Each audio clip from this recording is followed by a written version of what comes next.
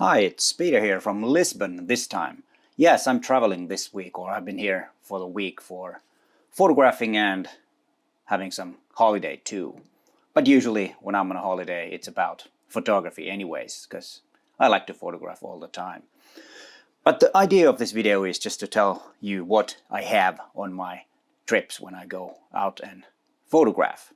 Everything is packed when it comes to photography in this what do you call this? Is the Big Design messenger bag, which is a bit worn out already. I've had it for almost 10 years or something like that, and I found it to be really good. It's a convenient bag, even though the zipper of the laptop compartment is broken, and then I have some tear and wear on this side, so I might get a new one, or if this can be fixed, but that remains to be seen how that goes. And what I have for a camera is the brand new OM5, and I always use this Big Design wrist cuff, which it's easy to carry the camera around, a very compact and small camera. And then the lens this time, I only have one lens, the 20mm f1.4 Pro lens.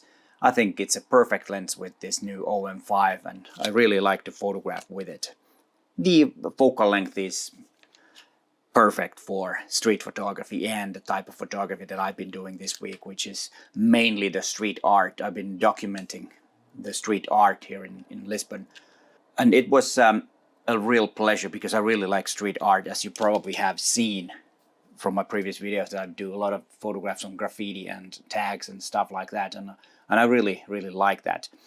And that's the main thing that I've been doing here. And that lens is just perfect because some of the places were not that, let's say, friendly looking places, even though I don't ever risk my health or my gear to go into places that are not safe, because that's something that I don't do. Some of you might, and please tell me if you like to go to the rough neighborhoods to photograph, because those are really good places to photograph. You get really nice images, but that's not me, even though I do like a bit rough images. And then what else did I have? Yes, then I have the OmniCharge 20 charger USB pack, which I can, charge my phone, charge my computer if I need, and then of course charge the camera. And for that I also have the notorious micro USB cord that I need to charge my OM5.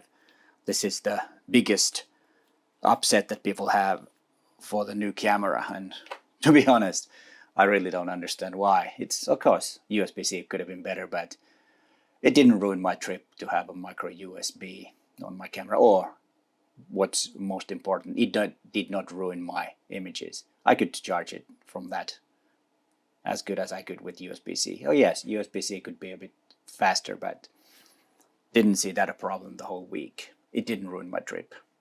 Sorry about this unusual rant about your commenting, but to be honest, I found it a bit amusing that people get so upset about micro USB.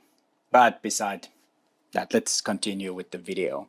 And then I have the DJI wireless mic with me, which is really handy. It's a nice little box, and there it is. And the other part of the microphone, of course, is the receiver that is attached to my DJI Action 2 with the Ulanzi cage and a small rig tripod that I have. And that's something that that is something that I've been using for B-rolls and stuff like that. And this time I'm filming this with that only because I want to show the OM5 to you, that with camera that I have.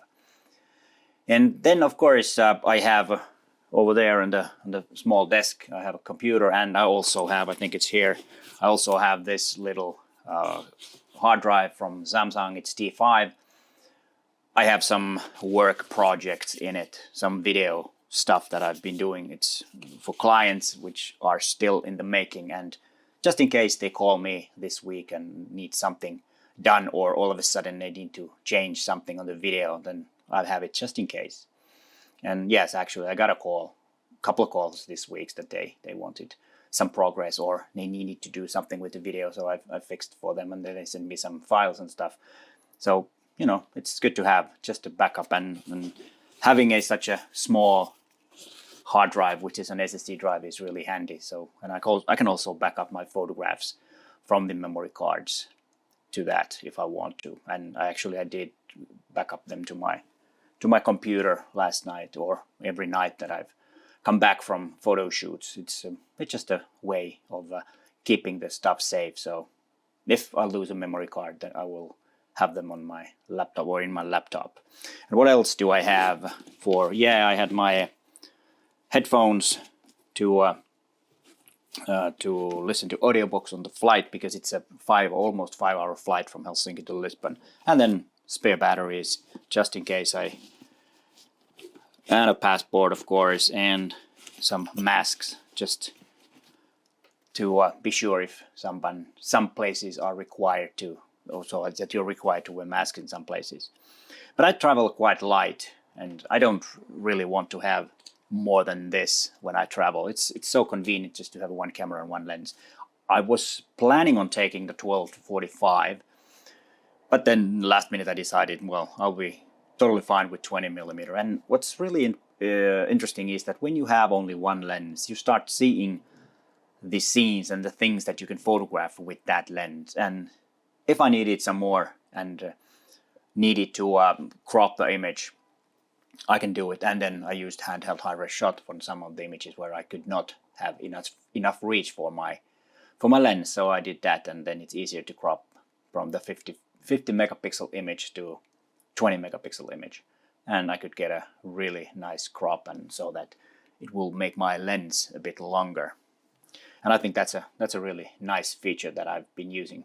One more thing: when you're out there in the city photographing, always be aware where you are. Try to look around, not only photographs, but try to look around so that nobody is kind of following you or seeing that you got some camera gear or maybe all that, so that you're safe. That's what I always say. It's when you're just a hobbyist or doing street photography like I'm doing, it's not worth risking your health or your gear for a photograph. It's a different thing, of course, if you are a professionally documenting something, then it's of course a different thing, but that's not why I'm here.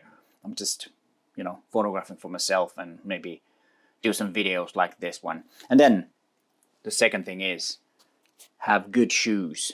It's not going to be a shoe channel, but I just bought these Goodyear outdoor shoes, which are also weather sealed, so if it's a bit rain I can use these. And there's a really light and very good shoes for walking long distances, and that's something that you should always have if you go outdoors and photograph.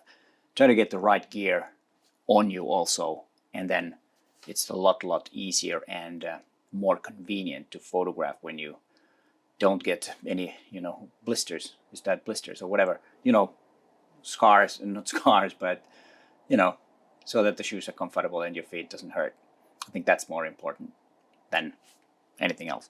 And of course, have a bottle of water with you. I have a big bottle over there which can fit in here if I want, and then so that you don't get dehydrated when you're walking around, because when you get dehydrated you're getting tired, and that's not good. And always try to get a good night's sleep so that you are all set to go for photography. What is your gear when you travel? You like to have a big backpack and everything with you, or do you want to travel light? Which way is the best for you? Because it's not a wrong way to have all the gear if you really need that.